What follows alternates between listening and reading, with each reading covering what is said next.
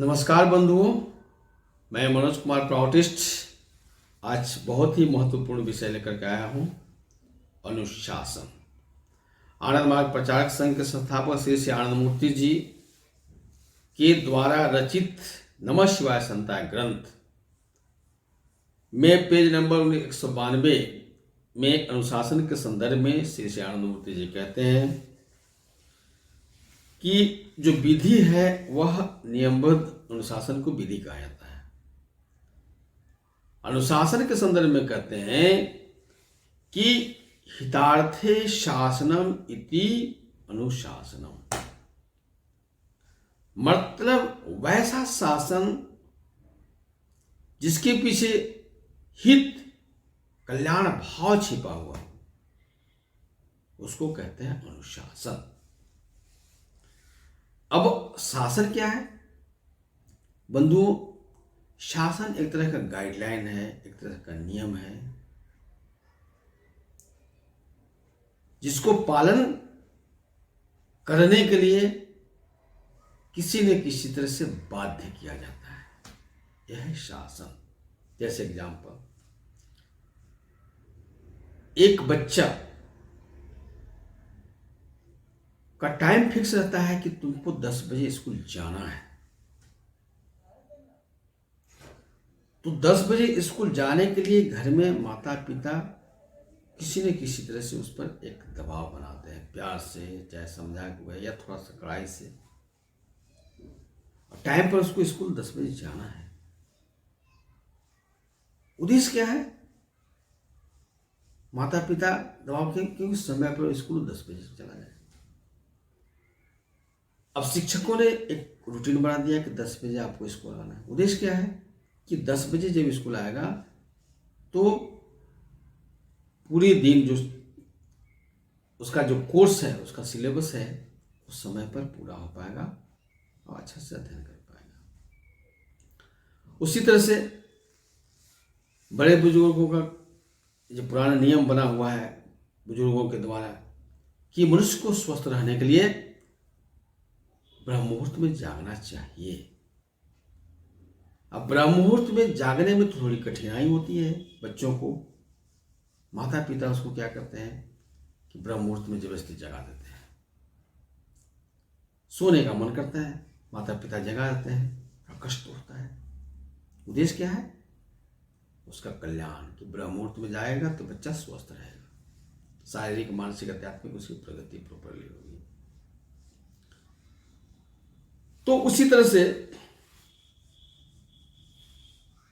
तो ये हुआ अनुशासन। अब वो धीरे धीरे क्या करता है कि उसको दबाव में से ही पालन करते करते करते अपना उसका एक लाइफ स्टाइल आदत बन जाती है। जब आदत बन जाती है, स्वतः उसको करने लगता है, तब एक कहलाता है, तब हुआ अनुशासन। तो हित के लिए किया गया शासन जो है वो अनुशासन कहलाता है। अब सवाल उठता है कि क्या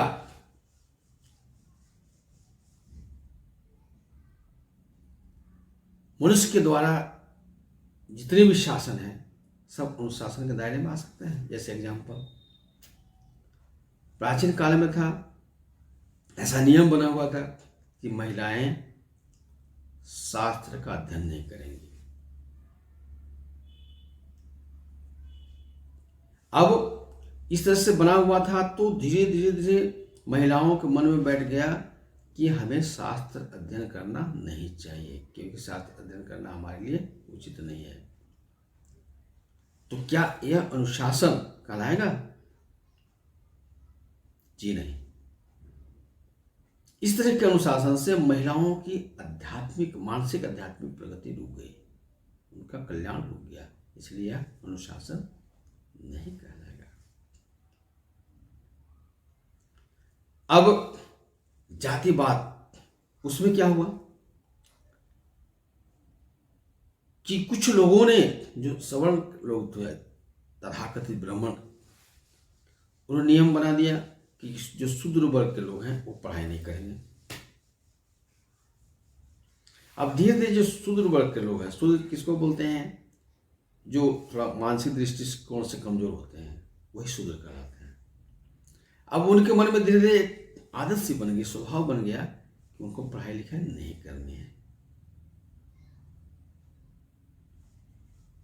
जिसका परिणाम हुआ कि एक बहुत बड़ा वर्ग है जिसका मानसिक आध्यात्मिक प्रगति रुक गई। तो क्या यह अनुशासन करना है? बिल्कुल नहीं। ये ऐसा शासन हुआ जिसमें उन पर उनका हित नहीं है, उनका कल्याण नहीं है, उनका नुकसान हो रहा है। तो इस तरह के जो शासन है वो अनुशासन नहीं कहलाएंगे। तो बंधुओं, कहने का मतलब यह है कि जो भी समाज में मनुष्यों के द्वारा नियम विधान बनाए गए हैं, उसमें देखना है कि इन नियमों और विधानों के द्वारा उस समुदाय का, उस समाज का, वंश की प्रगति हो रही है या नहीं, उसका कल्याण होगा कि नहीं, आने वाला समय उसका खुशहाल होगा कि नहीं। अगर नहीं है तो उसको मानकर नहीं चलना है।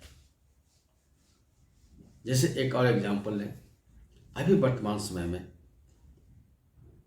जो अर्थव्यवस्था है उसमें यह है कि भाई जिसके पास जितनी क्षमता है वो धन कमा सकता है, उसको संग्रह कर सकता है, इकट्ठा कर सकता है। और सरकार का जो नियम है टैक्स देने का, वो टैक्स दे दे, बाकी सब उसका मनी वाइट हो जाएगा। करोड़ों की संपत्ति वो कमा सकता है, जमा कर सकता है, बस सरकार जो टैक्स का सिस्टम बनाया है उतना टैक्स दे दे, कोई दिक्कत नहीं है। अब ये जो सिस्टम है, जो नियम विधान है, क्या इससे बहुतायत लोगों का कल्याण हो रहा है, उसका भलाई हो रहा है? हम देख रहे हैं कि इसी सिस्टम के कारण 90% लोग गरीब हैं। मोर देन 50% लोग गरीबी रेखा से नीचे जीवन यापन करते हैं। गरीबी रेखा से जीवन यापन करने का मतलब होता है वो इतना कमा नहीं पाते हैं जितना में कि उसका कम से कम मिनिमम रिक्वायरमेंट फुलफिल हो सके, अर्थात भोजन, वस्त्र, आवास, शिक्षा, चिकित्सा की गारंटी इसको नहीं है। तो क्या यह नियम, जो ये शासन है, इसको अनुशासन कह सकते हैं? वर्षों से इसको पालन करते करते लोगों की आदत तो बन गई है गरीबी में जीने का, गरीबी रेखा से नीचे जीने का, उनका तो स्वभाव बन गया। यही अनुशासन उसके लिए है। लेकिन क्या इसको अनुशासन कहेंगे? बिल्कुल नहीं, क्योंकि इसमें बहुसंख्यक लोगों का हित नहीं है, उनका शारीरिक, मानसिक, आध्यात्मिक प्रगति रुक रही है। जिस उद्देश्य से भगवान ने मनुष्य को शरीर दिया है, मानव तन मिला है, वो पूरा नहीं हो रहा है। इसलिए इसको हम अनुशासन नहीं कह सकते। तो बंधुओं, परम पुरुष प्रकृति का सृष्टि किए। अब प्रकृति में जितने भी घटनाएं घट रही हैं, सबका एक सिस्टम है। उस सिस्टम से एक रत्ती भर भी इधर उधर नहीं होता है। जिस ग्रह नक्षत्र को जिस मार्ग से उसको मूवमेंट करता है, उस मूवमेंट से जरा सा भी इधर उधर नहीं होता है। अगर हो जाएगा तो फिर प्रलय आ जाएगा। मित्रों, दुख की बात यह है कि आज मनुष्य, ये जो प्रकृति का नियम है, परम पुरुष ने प्रकृति के द्वारा जो नियम बनाया, वो संपूर्ण जगत के कल्याण के लिए उसका धज्जी उड़ा दिया है। उसको तोड़ करके गलत पथ पर चल रहा है। इसलिए आज पूरे संसार में मानवता संकट में है। अभी जो समाज में, पूरी दुनिया में तनाव का माहौल है, अशांति है, अशांति है, चोरी, डकैती, गुंडागर्दी, भ्रष्टाचार, जितना अनर्थ घटनाएं घट रही हैं, उसके पीछे कारण यही है। अच्छा, एक एग्जाम्पल लो। लोग बोलते हैं कि बलात्कार बहुत फैला हुआ, बलात्कार बहुत हो रहा है, दिन रात बलात्कार। अब बलात्कार को रोकने के लिए जितने कड़े कानून बनाए जा रहे हैं उतना ही ज़्यादा तेज हो रहा है। क्यों हो रहा है भाई? बंधुओं, मनुष्य के अंदर जो है सो हीन वृत्ति है, पशु वृत्ति, सेक्सुअल डिजायर है, और उसको जगाने के लिए जो जो फंडा चाहिए वो सब होगा तो वो तो भूचाल लाएगा ही ना। अब भूचाल लाएगा तो सामने जो दिखेगा उसके साथ तो होगा ही। अब इसके क्या है? अब देखो, जितने भी मीडिया है, चाहे सोशल मीडिया हो, टीवी मीडिया हो, प्रिंट मीडिया हो, सभी जगह ऐसे गाने, ऐसे चलचित्र परोसे जा रहे हैं जिससे जो सेक्सुअल डिजायर है वो जगाने का काम कर रहा है। महिलाओं का ड्रेसअप ऐसा होता है जो विपरीत लिंग है उसको पुशअप करता है, उसको जगाता है। तो बलात्कार कहां से होता है? ऐसे ही बात को अगर कोई बोल देता है तो उसके ऊपर लोग पानी पीकर पड़ जाते हैं कि हमारी स्वतंत्रता पर आघात है। भाई, जिसको आप स्वतंत्रता कह रहे हो वो एक्चुअली स्वेच्छाचारिता है, मनमानी है, वो अनुशासन नहीं है। तो अनुशासन में नहीं रहेंगे तो होगा ही होगा। अब स्कूल में शिक्षा व्यवस्था है तो जिस आध्यात्मिक शिक्षा व्यवस्था के बदौलत अनुशासन डेवलप किया जाता है, उसी आध्यात्मिक शिक्षा को स्कूल से या सिलेबस से गायब कर दिया गया है। परिणाम क्या है कि जो नई युवा पीढ़ी तैयार हो रही है उसके अंदर समझदारी नहीं है, उनके अंदर अनुशासन नहीं है।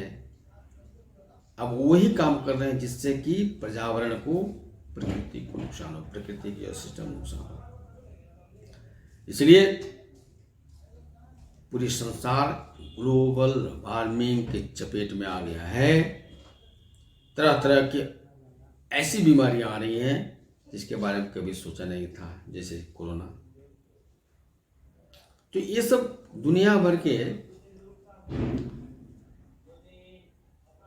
दवा या वैक्सीन लगा देने से इसका परमानेंट सॉल्यूशन नहीं है। तत्काल सॉल्यूशन जरूर हो सकता है। सॉल्यूशन यह है कि मनुष्य के अंदर जो अनुशासन है उसको डेवलप करना पड़ेगा, तभी जाकर के अमन चैन हो सकता है। तो बंधुओं, मेरा कहना यह है कि श्री आनंद मूर्ति जी का जो अनुशासन का परिभाषा है वो बहुत ही व्यवहारिक है, उसको पालन करना चाहिए।